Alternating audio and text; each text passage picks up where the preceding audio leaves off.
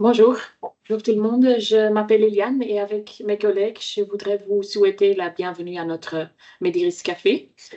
Les cafés sont une série de sessions d'information en ligne pendant le déjeuner. Dans ce webinaire, nous explorerons la standardisation des logiciels médicaux et la manière dont elle peut vous aider à collaborer plus efficacement et à améliorer les soins aux patients. Nous commencerons par les défis qui existent aujourd'hui dans le secteur des soins. Nous parlerons ensuite du concept général et l'objectif de la standardisation. Nous montrons les possibilités de la standardisation dans Mediris et nous concluons en vous présentant les tendances que nous observons sur le marché. Euh, nous constatons qu'il existe dans le nous constatons qu'il existe dans le contexte actuel des soins des défis pour lesquels la standardisation peut être un outil. Nous examinerons ces défis ensemble à l'aide d'un exemple. Monsieur Peters est un homme de 78 ans dont les antécédents médicaux comprenant l'hypertension et le diabète. Il a récemment emménagé dans une maison de repos. Alors qu'il mange, Monsieur Peters ressent une douleur à la poitrine. Le médecin généraliste lui rend visite et l'adresse à un cardiologue à l'hôpital. Le généraliste a sauvegardé toutes les données de Monsieur Peters dans son dossier patient électronique. Mais ce dossier patient électronique n'est pas lié au système de l'hôpital, qui utilise une plateforme et un codage différents. Le généraliste doit envoyer manuellement une lettre d'envoi sans que le cardiologue ait automatiquement accès à l'ensemble des antécédents médicaux de Monsieur Peters. Cela signifie que des données importantes sur la tension artérielle et son diabète peuvent être absentes du traitement à l'hôpital. Dans Mediris, vous pouvez créer une liste de problèmes qui vous permet de noter les problèmes de manière structurée. L'avantage est que les données sont déjà prêtes à être partagées avec d'autres acteurs de soins à un stade ultérieur. Nous vous proposons cela maintenant afin que vous puissiez vous préparer progressivement à l'avenir. Nous y reviendrons plus tard dans ce café et nous vous montrerons comment créer une liste de problèmes au cours de la démonstration. Inversement, nous le constatons également lorsque M. Peter subit un ECG et un certain nombre d'autres examens à l'hôpital. Les résultats sont stockés dans le système de l'hôpital, mais il n'y a pas d'échange automatique de données avec le dossier médical électronique de son médecin généraliste. Le cardiologue n'a pas accès à l'historique des médicaments du médecin généraliste, ni à ses relevés de tension artérielle, et doit se fier aux informations que M. Peters lui transmet oralement. Les données sont fragmentées et gérées dans différentes applications médicales. Il n'y a pas d'échange direct de données. Les données doivent être transférées manuellement ou il faut investir dans des solutions personnalisées pour lier les systèmes parce qu'il n'y a pas ou peu de codage et de prise de notes structurée. Cette situation entraîne non seulement une augmentation des coûts pour les établissements de soins, mais elle ralentit également la prestation des soins et présente des risques pour les patients. Car après le diagnostic, le cardiologue prescrit un nouveau médicament pour la tension artérielle. Le pharmacien reçoit l'ordonnance, mais n'a pas accès à la liste des médicaments gérés par la maison de repos. Cela augmente le risque d'erreur de médication, car les allergies ou les contre-indications peuvent ne pas être détectées correctement, étant donné que le pharmacien n'a pas accès à l'ensemble du programme de médication du patient.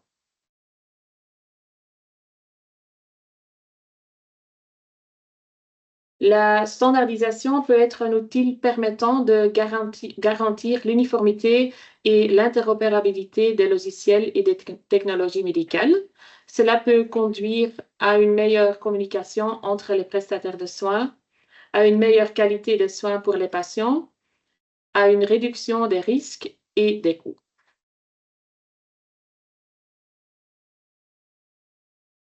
Mais que signifie exactement la standardisation? La standardisation dans le domaine des soins consiste à utiliser des protocoles, des formats et des spécifications établis pour assurer la cohérence des processus médicaux, de l'échange de données et des systèmes.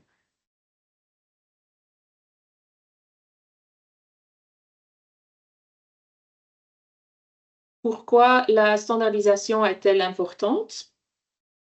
L'interopérabilité. Les normes garantissent que les différents systèmes à l'intérieur et à l'extérieur des établissements de soins peuvent communiquer entre eux. Cela est essentiel pour l'échange transparent de données et d'informations médicales, telles que des listes de problèmes, un testament, des résultats de labo et de l'imagerie médicale.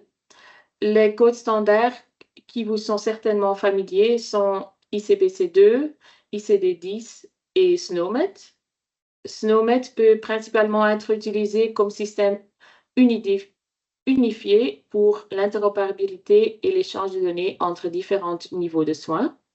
Ensuite, il y a FHIR. Il s'agit d'une norme relativement nouvelle pour l'échange d'informations sur la santé.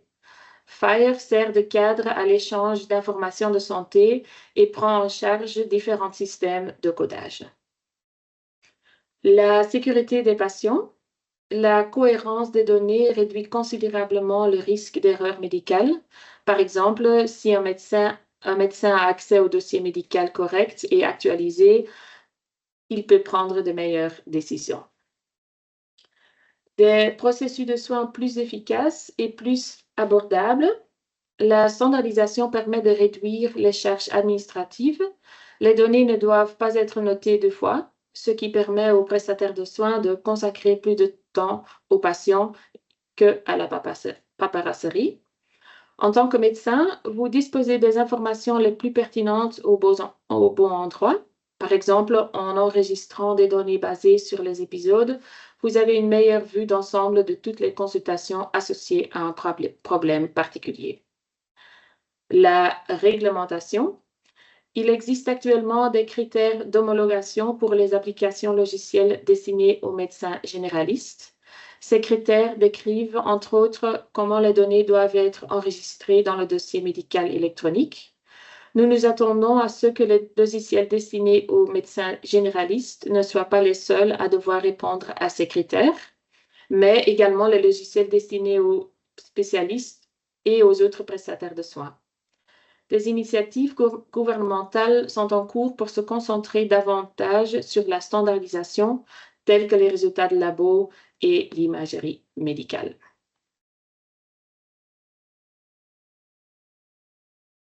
Voilà. Chez Mediris, nous sommes occupés à mettre en œuvre des normes. Nous sommes récemment passés à FHIR pour l'échange de résultats de labo, ce qui facilite l'interprétation et l'échange de données. Ce projet a été initié par le gouvernement. En outre, il sera bientôt possible d'enregistrer une consultation dans Mediris de manière structurée et codée. Pour ce faire, nous avons adapté l'écran de consultation et nous avons ajouté quelques nouvelles fonctionnalités. J'ouvre maintenant notre environnement de démo. Voilà. Lorsque nous commençons une nouvelle consultation, nous voyons deux panneaux, le rapport de votre consultation et la fenêtre médication, de sorte que tout est sur un seul écran. Dans le panneau supérieur, on peut saisir la consultation. Au niveau du raison de la visite, je peux saisir douleur thoracique de manière codée. La raison est ce que le patient indique, ce qu'il constate. Si vous ajoutez cette raison, vous remarquez qu'une pilule apparaît.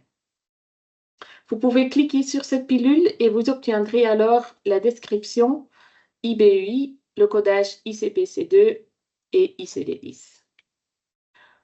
Voilà. Vous pouvez ajouter plusieurs raisons à la fois sous forme de texte et de code ou une combinaison des deux. En dessous, vous pouvez saisir l'anamnèse. Cette anamnèse peut simplement se présenter sous la forme d'un texte tel que voilà. Dans le panneau latéral, via l'option Antécédents, vous pouvez désormais non seulement consulter les problèmes et les facteurs de risque, mais aussi en ajouter. Nous ajoutons les problèmes suivants. Diabète, Voilà.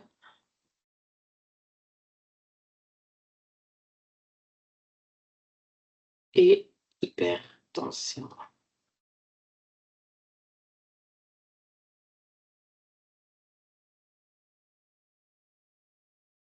Cela peut également être codé si vous le souhaitez. Ensuite, via le système, le symbole des paramètres, nous indiquons la tension artérielle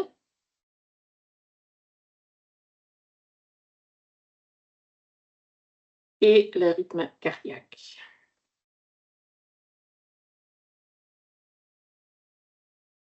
Dans l'examen clinique, je note le diagnostic fonctionne de la même manière que la raison de la visite. Nous saisissons un motif codé comme infarctus du myocarde. Voilà. Nous voulons maintenant pouvoir placer facilement cette raison dans la liste des problèmes afin de ne pas avoir à saisir deux fois. Ici, via l'icône plus. Voilà. En outre, nous pouvons également lier le diagnostic à la consultation via l'icône. Voilà, ici. Comme ça. De cette manière, vous pouvez obtenir un aperçu de toutes les consultations liées à un problème spécifique. Pour ce faire, vous pouvez utiliser l'option de filtrage dans l'aperçu des consultations. Je change d'écran. Je suis ici dans le dossier patient et je peux, dans l'historique des consultations, je peux filtrer sur les éléments de soins.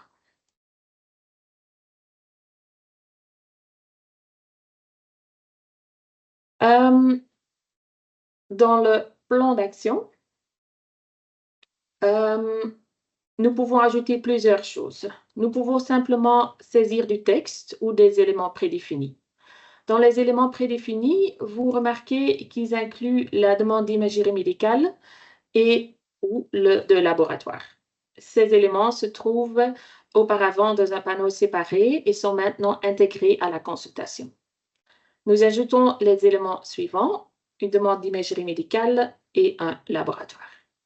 Nous commençons par la demande d'imagerie médicale. On remplit les éléments et vous pouvez sauvegarder et ou imprimer et envoyer par mail ce document. Voilà. Ensuite, nous choisissons une demande de labo. Nous demandons donc une analyse de sang. Si vous avez configuré un laboratoire dans Mediris, le logiciel de labo s'ouvrira. Sinon, vous pouvez imprimer une demande de labo sur papier.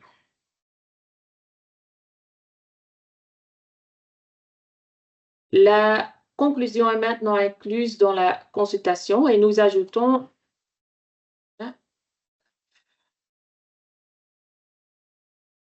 voilà.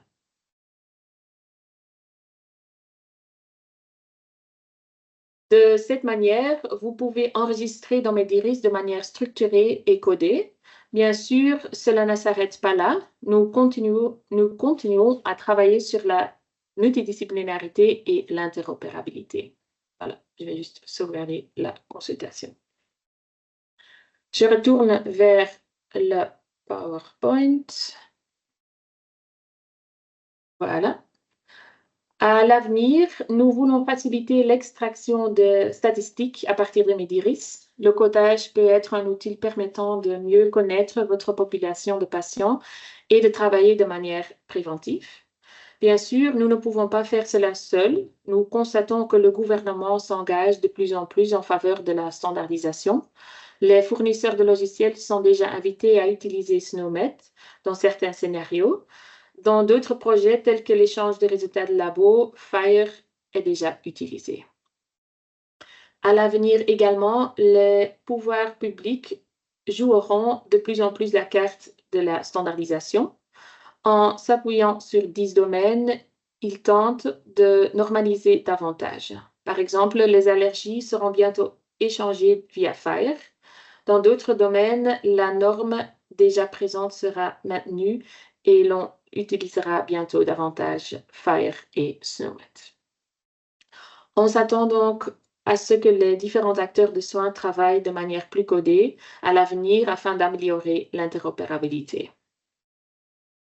Notre solution totale pour les médecins s'appelle Mediris Spécialiste. Si vous êtes intéressé par l'une de nos applications, vous pouvez toujours vous rendre sur notre site web, mediportal.be, et demander une période d'essai.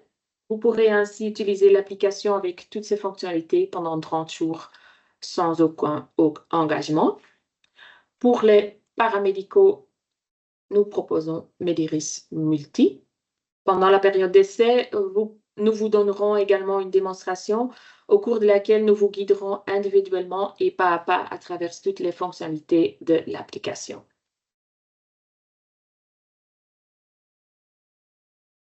Si vous avez des questions, n'hésitez pas à les poser dans le chat. Si vous n'obtenez pas de réponse au cours de cette session, vous pouvez vous attendre à recevoir un mail de notre part.